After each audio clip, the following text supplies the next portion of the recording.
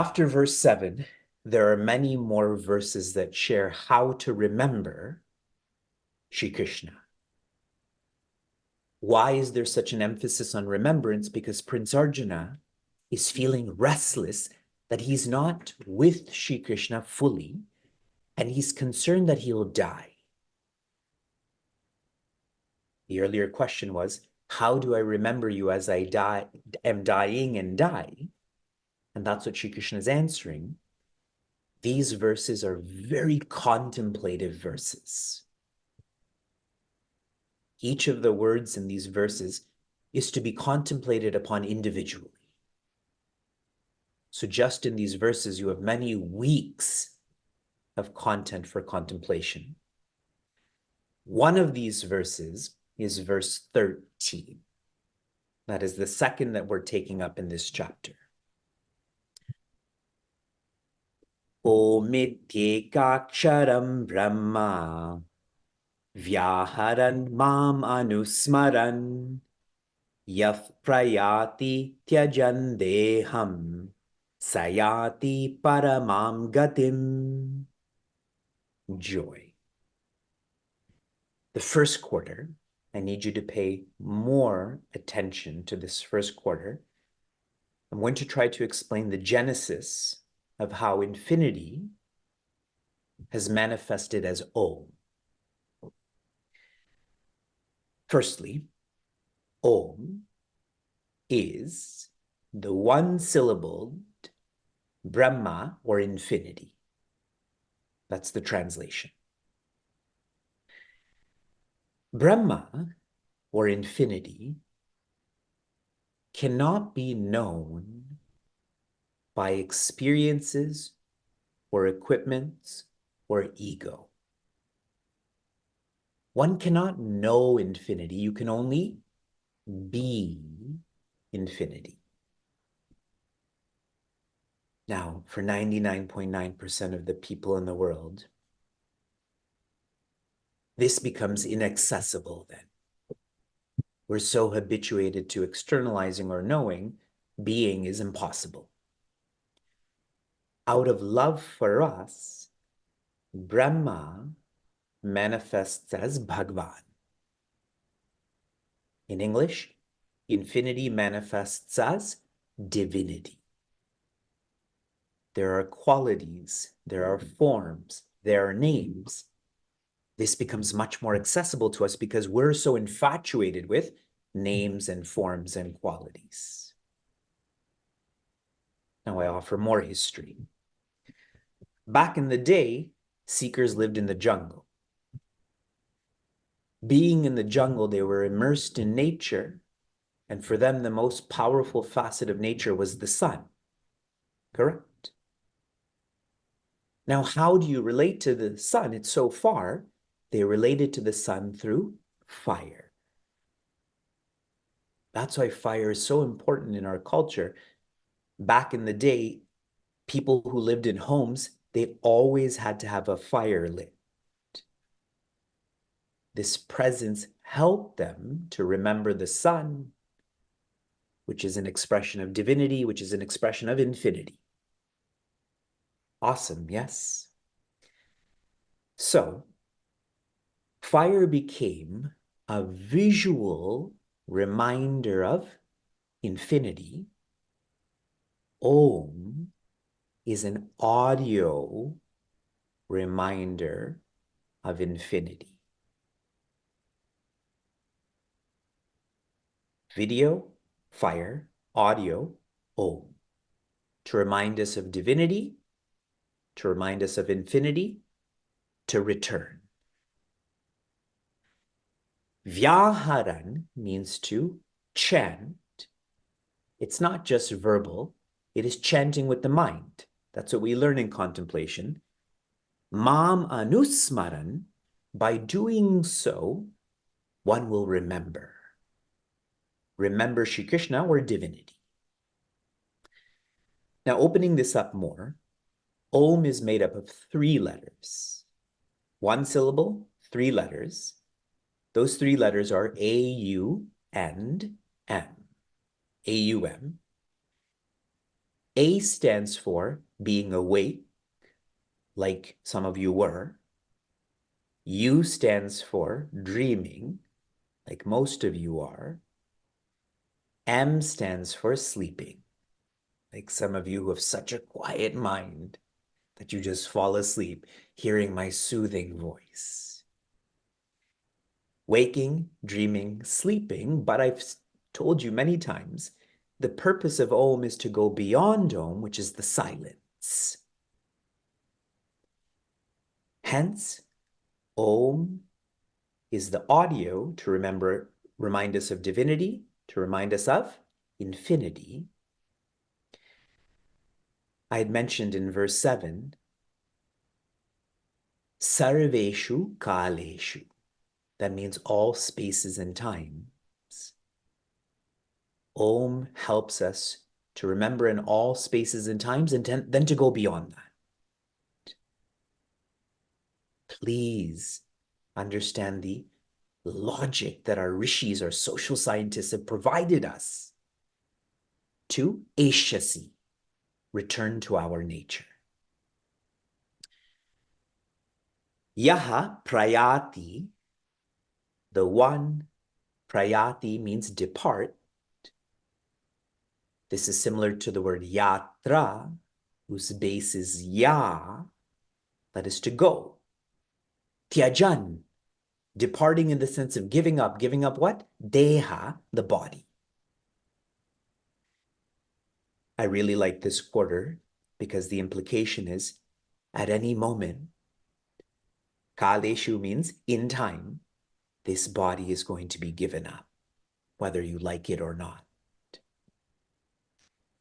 And I like this because Shri Krishna is providing us a test. It's easy to remember the divine when outside is easy. But can you still remember the divine when outside is hard, when you're sick, when you are dying, when someone else is dying? Can you still remember the divine? This morning, Shuka had gotten up at 4. He was quite digestively unwell. So I was back and forth with him and Vyasa, and I was in Vyasa's room and I couldn't move, couldn't make any noise because I didn't want him to wake up. So I just lied down beside him. And I was just running through Bhagavad Gita notes in my mind. And it just made me very happy that despite being so physically sleepy, that there wasn't the sense of, oh, why are my kids like this? Why do we have to travel? But rather, what an opportunity for me to just be there. And I can't do anything else, for me to remember Bhagavad Gita. Sayati paramam gatim, the person who lives like this, sa, yati, they do go, but where do they go? Paramam gatim, they go to the highest. Who's the highest? We study that in chapter 7. Mattaha parataram na anyat. There's no one higher than me. There's no purpose higher than me. This verse is indicative of the one who's followed this purpose to the presence.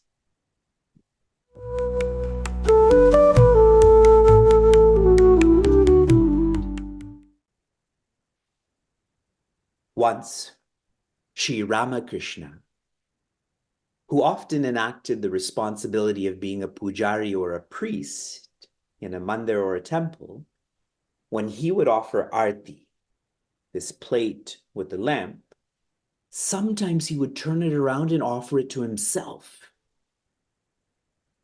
And so the people who came to this area, they were questioning, what kind of mandir is this? What kind of pujari is this?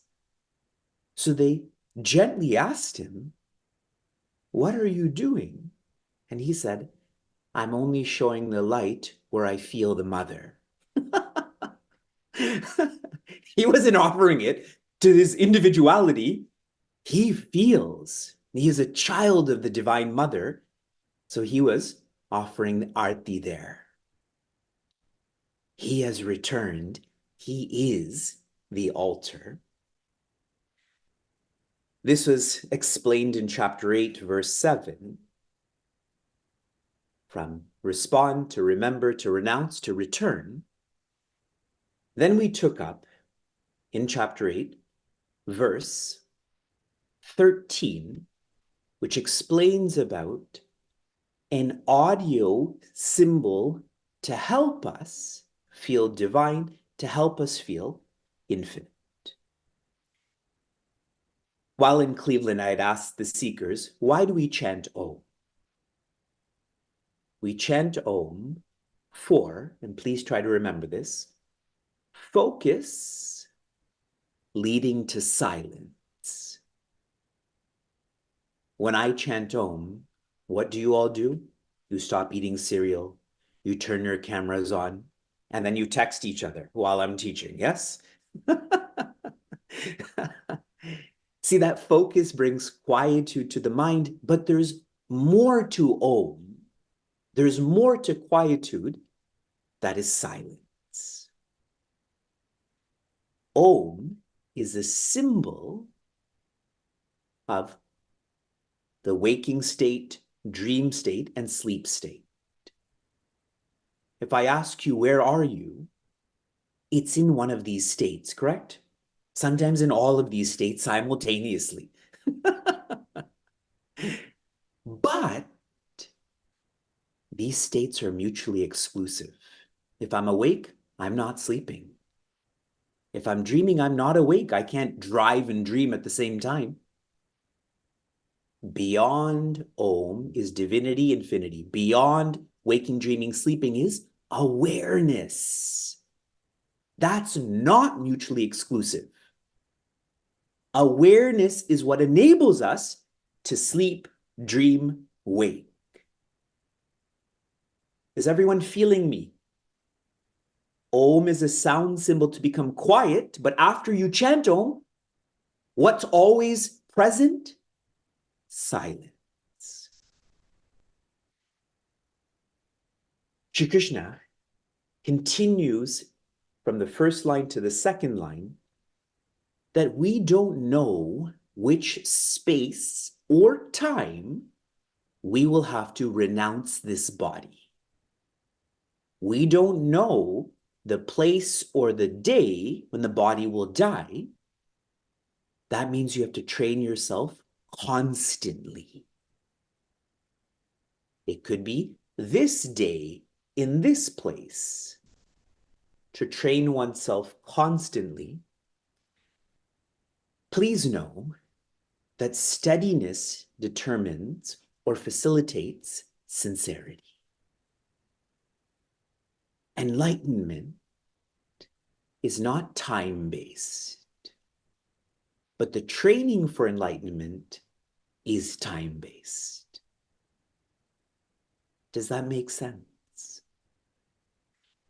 Let me give you a worldly example. The other day, Shuka, our younger son, was asking when his birthday is. How long? It was February 8th. His birthday is on May 8th. So he said 3 months. Then he slept. And the next morning it asked, how long until my birthday now? And we said, still 3 months. There's 29 days in February. He goes, but I went to sleep. It should be 2 weeks less. He has no concept of time, but that's a good feeling that time facilitates, but it is sincerity which determines one's freedom.